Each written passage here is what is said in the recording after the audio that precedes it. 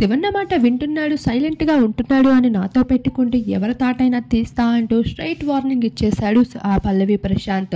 అయితే హౌస్లో nomination process అవుతూ ఉండగా రతిక అయితే మొదటగా పల్లవి ప్రశాంత్ని నామినేట్ చేయడం జరిగింది. నువ్వు సంచాలకుడిగా బాగా వ్యవహరించలేదు అని, టాస్క్ ఆడలేని వాళ్ళకి లేని ప్రాబ్లం నీకెందుకు వచ్చింది అంటూ ప్రశాంత్ కూడా తనని తను డిఫైన్ చేసుకుంటూ వచ్చేసారు. అలానే ప్రశాంత్ కూడా రతికాని నామినేట్ చేస్తూ నాకు కెప్టెన్సీ టాస్క్ లో ఫైనల్ రౌండ్ లో అయితే నువ్వు అమర్ని ఎలా టార్గెట్ చేసావో నన్ను కూడా అలానే టార్గెట్ చేసి నీ బాల్స్ అన్ని నాకే కొట్టావు అంటే ఏంటి, అమర్ ఆడుతున్నప్పుడు నువ్వు అందరినీ చూడకుండా నన్నే చూసావా, అంటే నీ చూపులన్నీ ఎప్పుడు నా మీద ఉంటాయా అంటూ రతిక అయితే కాస్త మిస్బిహేవింగ్ గా మాట్లాడుతూ వచ్చింది.